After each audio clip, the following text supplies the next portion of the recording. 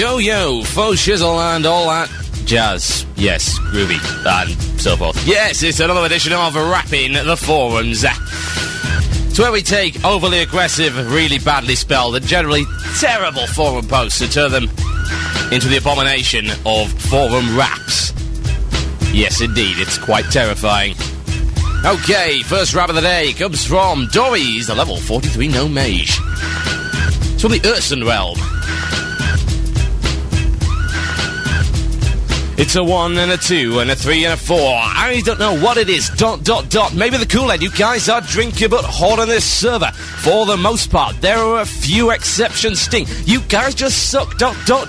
It's a disgrace. I can be jumped by rogues and Al Capone so hard because they apparently don't know what gouges shamies do. One of two things: spam Earthshock, whether I'm casting or not, or spam Frostshock. I've seen total of 2 shamans lay a grounding totem during my entire Urson career. Druids ... Well, I think they're the only skilled players out there, but it's hard to tell. ... All they have to do is spam Moonfire, and any measure will be dead. I haven't seen any not shift out of sheep warriors. It's not hard to say. Semi-skill for the most part. Plus they're cookie cutters, hamstring plus. MS and a mage can't do much if they already have one more beating on them. If I get you alone or jumped alone, they're history to kiting. Locks, well, you don't do too well against measures until you have higher FR. I haven't seen more than 2 curses cast total low, kinda pitiful. As well, hunters just spam arcane, shot, concussive, poison. Haven't seen one wing clip yet. Mages most seem to forget what counterspell is. Been sheep once, priests eat me alive unless I can CS them, but it takes no skill for a UD priest to slap 2 dots on me. Mind blast me once and then slash laugh. ... and a ... all horde seem to just run from PvP fights as well, as special when it's fair. Read wimpy rogues who get beat later. Pitiful. Anyone find out a knowledgeable horde, or are you all just noobs?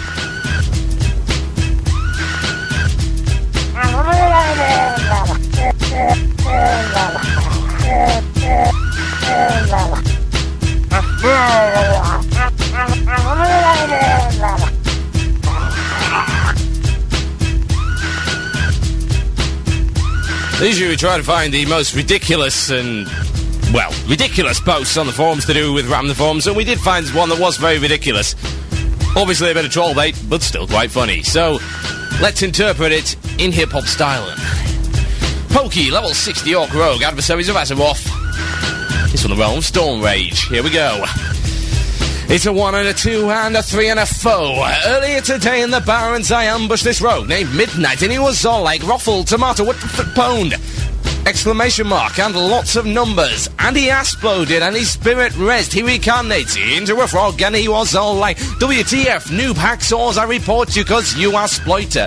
I'm with James bitch, pew pew. So he like calls his buddies and his hunter, shows up called now bit, and he shots fireworks, but these fireworks are exploits cause they broke my poof button. I am like, WTF, my I win button is broke, and he laughs at me. So I'm like, WTF, Pongy, I are a rogue and I could pwn you with a pair of plastic safety scissors. Noob so daggnabbit said, damn kid, how old are you? And I'm like, I am so old I pulled a muscle trying to get the lid off my bottle of Geritol. And he's like, how old are you? So I say 32, and he's like, why you act like such a noob? So I says, my inner child has ADD. Then my girlfriend walks in and says, what are you yelling about? And I am like, I'm talking to my imaginary friend, and she's all like, nobody likes you, even your imaginary friend hates you. Girls are so mean. So she's like, do you know what time it is? And I'm time for you leave my room and let me pwn this hunter. And she's like, nope, it's time to go to work. OMG, WTF, Ruffle Tomato. I'm like, I kind of feel sick, cough, cough, sniff. And she's like, okay, get in bed, then you have to get early for your first day on the job, you loser. And I'm like, oh, I thought you meant I started today. Wow, I feel better already. So she calls me bad names and goes away. Then this rogue named Crassus sees the action and sends me a tell and is like, hey dude, wanna group up? And I'm like, what's that supposed to mean? And he's like, do you wanna group and get this hunter? I'm like, man, I'm not into that stuff. I like skulls, ignore Crassus. Then my buddy Popo shows up and he's like in bad shape cause he has leaves and twigs for armor. I'm like, Popo, what happened, dude? And he was like, STF, you noob. And now was like, dude, you're cooler than Tom Jones, you gotta come help me. And I'm getting DP by Visa Lions. So he's like, DP question mark. Double penetrated, they keep ganging up on me, so help me kill this hunter. And he's like, no thanks, I'm going to NC, cause I'm so over and you're a noob. He rides off into the sunset on a dinosaur, which was cool. How often do you see a cow riding a dinosaur? So he sneaks up to the hunter and I steal his gun. And I'm like, ooh, Mr. Hunter, what you gonna do? I got you your gun new. But he can't do nothing, cause I am invisible and he can't see me. So he celebrates the occasion with more fireworks than I am telling him. My buddy Tuna, this guy is odd. He's celebrating about me stealing his gun. He's like yelling, Pokey, you new, giving me my gun back. So I scarred it, cause rogues are Uber, but he hacks. Tune in next week for part 2.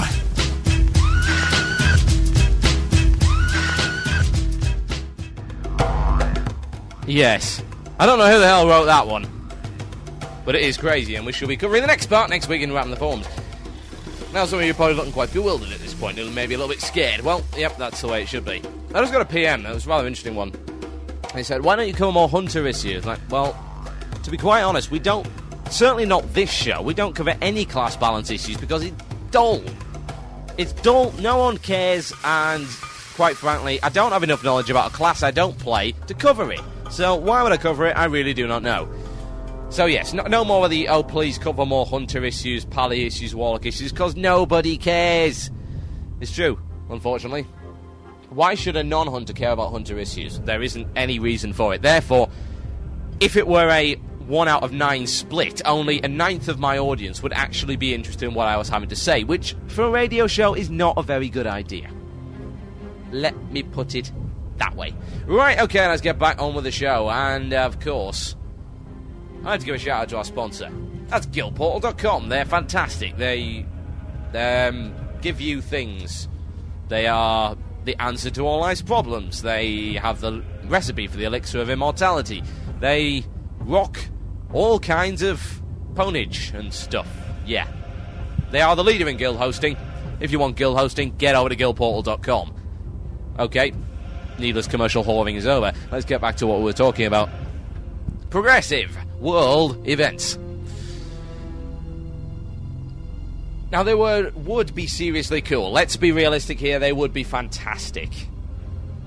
I know I would love to see walking Ashenvale and finding out that we've done so much PvP there as the Horde that we've driven the Alliance out of it.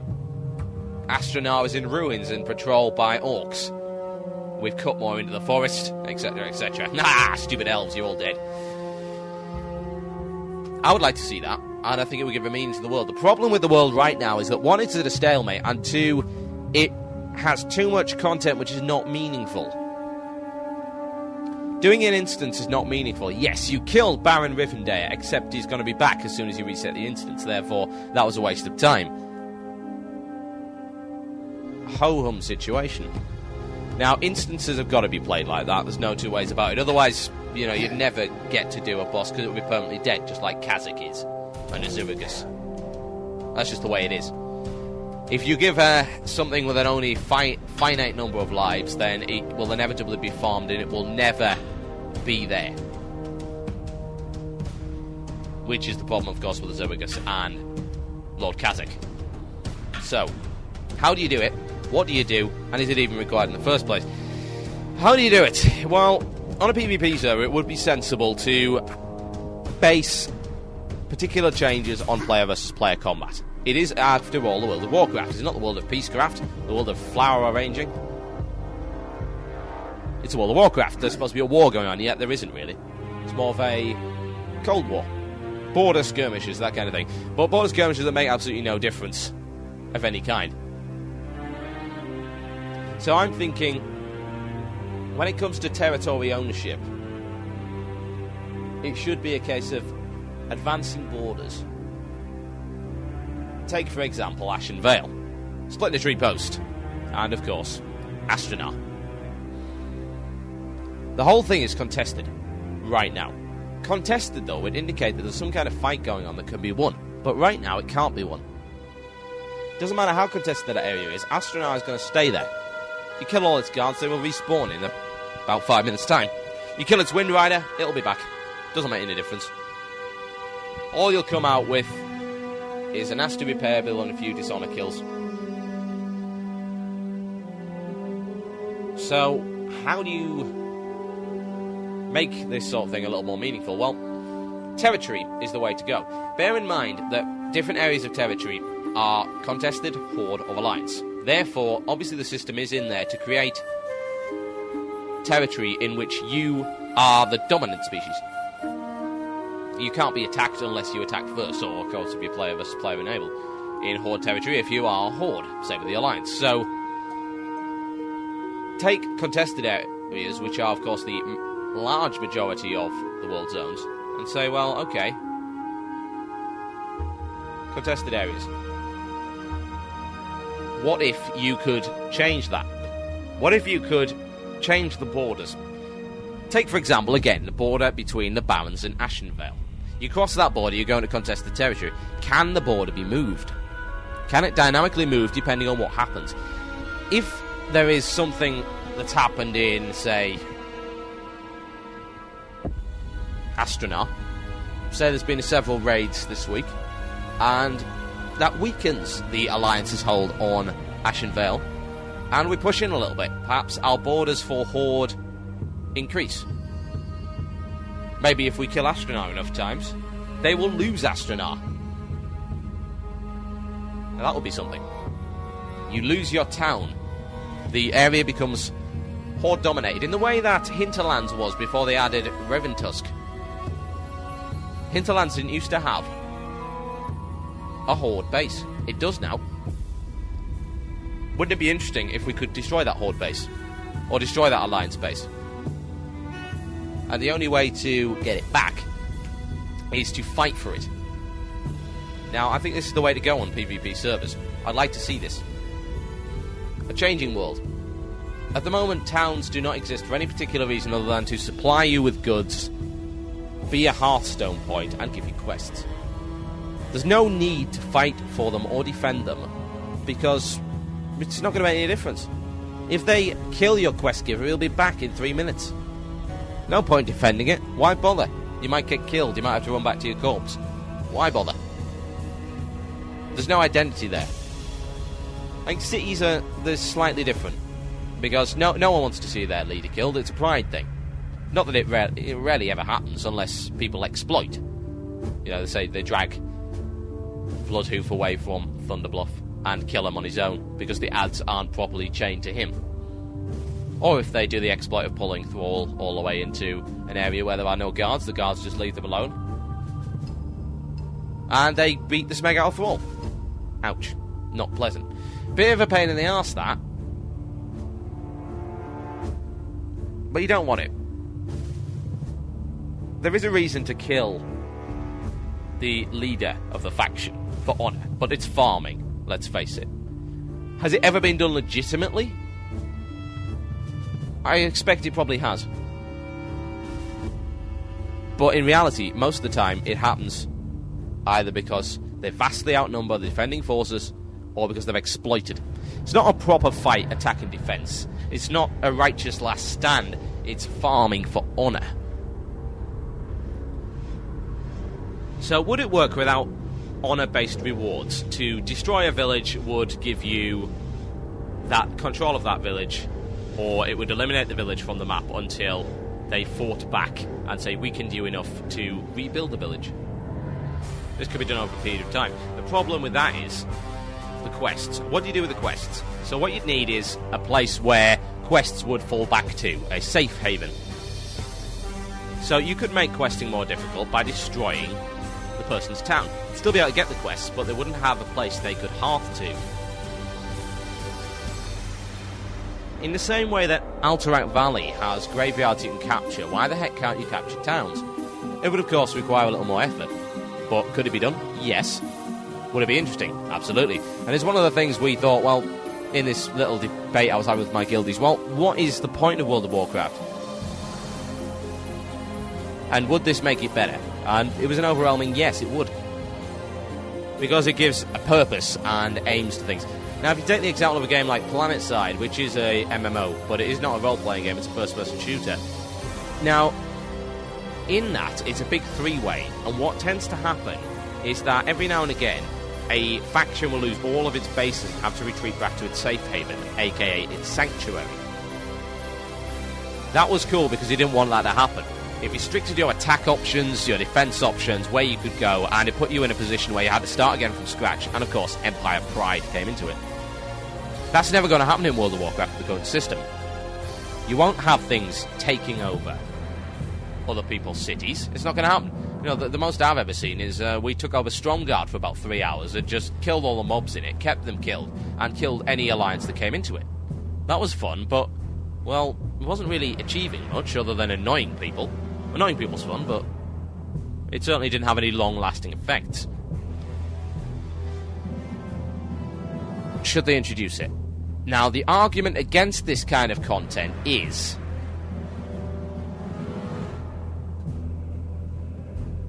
quite simple.